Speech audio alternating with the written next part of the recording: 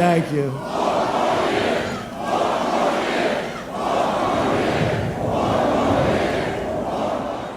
Why the hell would I take a test? Come on, man. So I had this dream, and it was about Joe Biden. And I was in the street, and there was loads of people dancing and rejoicing that Joe Biden had won the election.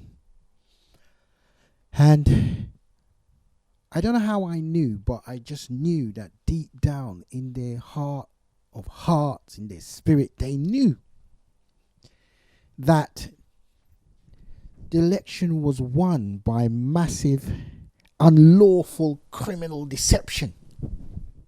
They knew it. But even though they knew it, they didn't care. They just didn't care. And I remember looking at them thinking, how can you be all dancing and jumping around knowing full well that the Democrats cheated? They cheated. Don't you care? That's what I remember I was thinking. And when I woke up, I just thought to myself, I wonder if there's people really out there that are thinking like that. I wonder. Because if I knew, I'm a Trump supporter, and if I knew Trump won that way, I wouldn't want nothing to do with Trump. I wouldn't want nothing to do with him.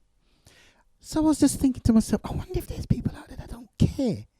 Because this thing ain't about Democrats and Republicans and the Green Party, and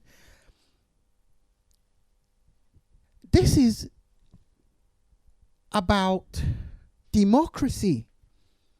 That's what this is about. And if that is true, if they were cheating, it's going to come back to bite the Democrats in their behinds, because it's only going to happen again. It's only going to happen to a different party. It'll probably be there, be on the receiving end of it next time. And also in the dream, I remember just feeling a bit disgusted with the people, and I felt tormented around them. I felt like I needed to get away from them. I felt like a nun in a strip joint. I just felt, I felt like I need to get away from this place. So one of my reasons why Joe Biden doesn't deserve to be the 46th president of the United States of America is his views on religion. And some of you Democrats that voted for him, you should thank your lucky stars, because I think you've dodged a bullet.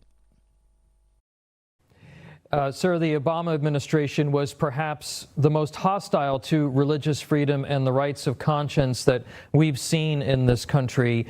Should Biden win the election and we have a Democrat Senate, what are some of the impacts that we could see on people of faith and religious institutions? I'm afraid there will be an attack against Christian businesses like we saw during the Obama administration. Florist who refused to do flowers for a gay wedding, they were put out of business. Someone who didn't want to make a cake for a gay wedding, put out of business. I think we'll see these kinds of attacks by the left against Christian businesses and Christian organizations, and so that will happen. I think they want to try to come after churches and tax churches, and tax-exempt organizations that are doing humanitarian work, social work throughout the country.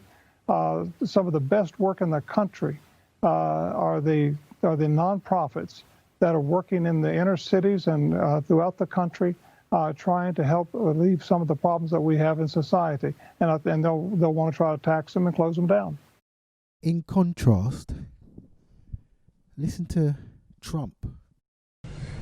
In a sacred principle of our republic, that government must never stand between the people and God.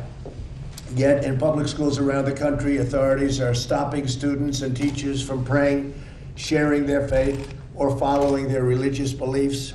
It is totally unacceptable. You see it on the football field. You see it so many times where they're stopped from praying, and we are doing something to stop that. Tragically, there is a growing totalitarian impulse on the far left that seeks to punish, restrict, and even prohibit religious expression. Something that, if you go back 10 years or 15 years or 20 years, it was unthought of that a thing like that could even happen, that anybody would even think of something like that happening. That is why today my administration is issuing strong new guidance to protect religious liberty in our public schools. The right of students and teachers to freely exercise their faith will always be protected, including the right to pray. So we call this the right to pray. Is that a good idea? Good, right? You like that, right? Another one of my reasons is they call him, he's got some titles. They call him Creepy Joe. They call him Sleepy Joe. They sometimes call him Joe Beijing Biden because they say he's got secret ties to China. But the creepy Joe title, the reason why they call him that is he's just got a fetish. He likes to sniff people, especially women and children. When he sees people, he just can't contain himself. He can hardly stand it. He has to go up to them and start sniffing them. You know, like when two dogs meet for the first time. That gives you an image of Joe Biden. He all kind of sniffing going on. But with a presidential bid on the line, Mr. Biden's intimate style is now taking a toll. Do I consider it inappropriate to smell someone's hair, to get so close that I smell their hair? Yes. And when he's not sniffing, he's all touchy-feely and inappropriately caressing ladies and all up in their grill and in their personal space. And look at the lady in the purple. She looked like she's ready to throw an elbow and knock him out. You know, give him an excuse to sleep. So there you have it. Me personally, I'm not sure that Biden is the right person to be in the Oval Office. I mean, the man's got a sniffing fetish. I mean, that's an embarrassment. He needs counselling. Or maybe acupuncture or something. So anything to get rid of it. It's a problem. You might disagree when it comes to religion. You might think he's okay when it comes to religion. But the sniffing thing, Houston, we have a problem. So, you know, that sniffing thing, yeah, look, I swear I could go back to that. This sniffing business that he does, it reminds me of a vampire before he sinks his teeth into his victim. I can imagine a vampire sniffing you first. We don't want no old vampire in the White House. Can't have that. I just think Trump 2020, what is done in darkness must come to light. And it will come to light. And Trump will be inaugurated in January. That's what I think. That's my feelings.